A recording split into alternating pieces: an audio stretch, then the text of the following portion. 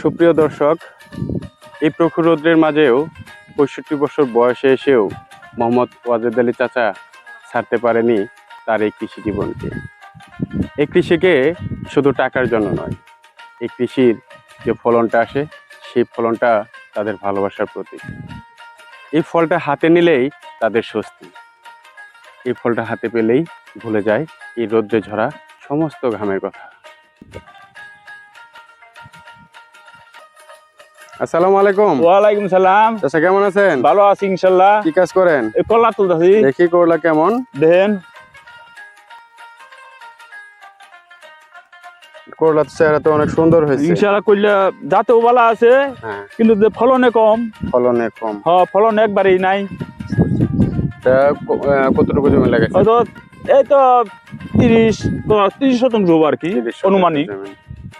বর্তমান বাজার কেমন করলা? বাতারে যে 2000, 1600, 1800, 2000 মাল বুঝা দাম আর কি। মাল বুঝে দাম।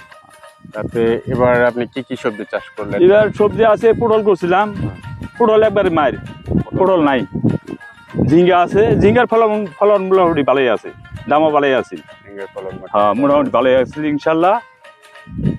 এই যে করলার বর্তমান বাজার বললেন 1700-1800, ভালো মানে বাজার গেলে সর্বোচ্চ 2000। এতে কি আপনাদের চলতেছে? কোনো এবার চলা খুব কঠিন, এবার সারের দাম বেশি যে। মনে হোক সার আগামী বছর কিনতাম 1200-1300 বস্তা, এবার ভালো সার কেন নাকি 2400 টাকা বস্তা, 1800 বস্তা, 1600 টাকা বস্তা। সারে আর কামলা মানে পোষায় না। হ্যাঁ, খরচ বেশি। এই করলা আপনি নিজেই তুললেন? হ্যাঁ, নিজেই তুলি। কি করব, কামলা নেবার দা তোলাইলে তো আরো খরচ কমে জায়গা, আর খরচ বাইরে জায়গা, তখন পোষায় না। আমি তো নিতে আরো 100 টাকা করে খরচ নাকি নেবার দা নিতে। আপনার বয়স কত হলো? বয়স আমার 65-66 বছর বয়স। আপনার নামটা কি জানেন? মোহাম্মদ ওয়াজেদ আলী। মোহাম্মদ ওয়াজেদ আলী। আপনার গ্রামের বাড়ি? চরযথাপুর ভাটিপাড়া। চরযথাপুর ভাটিপাড়া। তো এই যে আপনি 65 বছর বয়সে এসেও এই কৃষিকাজ করতেছেন, এই কৃষিকাজ করার সময় আপনার কি এমন কখনো মনে হয় যে না এই কাজ আর এখন আর করতে মন চায় না, এমনটা কি কখনো মনে হয়েছে? না, এই কৃষিকাজের মনে আগে যা আছে ফল এটা পোষাইতো এই জাম নাই, পোষায় না। কি করবো, বৃদ্ধ বয়সে হইলেও নেবারও পাওয়া যায় না, নেবারের দাম বেশি, এগুলো খাড়াইলে পোষায় না, কিছুই থাকে না। যার ফলে আমরা কিছু পরিশ্রম করো নাকি, উপায় নেই তো, ভাত তো খাওয়ান লাগবো, ফ্যামিলি পালন লাগবো। আপনার ছেলে মেয়ে কয়জন? ছেলে মেয়ে 5 জন। ছেলে মেয়ে 5 জন। ওনারা কি করে? একটা বাহিরে আছে আর সংসারের মধ্যে আছে আর কি। বসে না থেকে আপনার এই 60-এর উপর 65 বছর বয়সে এসেও আপনি কৃষিকে ভালোবেসে আজও পর্যন্ত কৃষির সাথে জড়িত রয়ে গেছেন। কৃষির সঙ্গে আগে হইতে জড়িত। ইনশাআল্লাহ কৃষি কাজটা মনে করেন আগে এটা যেন একটা ব্যবসা ভালো লাগে, ভালো লাগে। হ্যাঁ, কাই আমরা করি, এটা ভালো লাগে, আর আনন্দ থেকে জীবনের সাথে মিশে আনন্দ, এটা আনন্দ, ভালোবাসি। চাষ করলেই ভালো লাগে, খুব চাষ করে ভালো লাগে। মানে সবাই মিলে তরকারি নিয়ে যায়, বেচা কিনি করি, এটা আমাদের থাকি আর কি ইনশাআল্লাহ।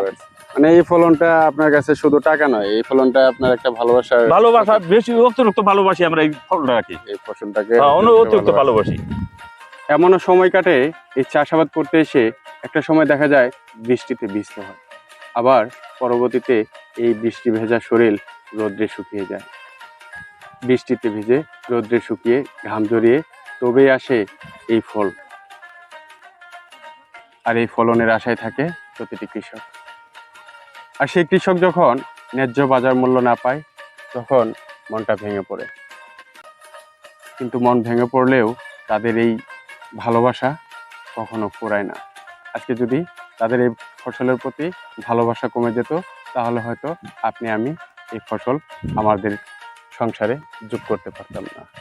তাই কৃষককে ভুলে যাওয়া নয়, কৃষককে ভালোবেসে তাদের চাষাবাদী ফসলকে ভালোবেসে বাজার দর যাতে ঠিক থাকে সেদিকেই আমাদের লক্ষ্য রাখা উচিত।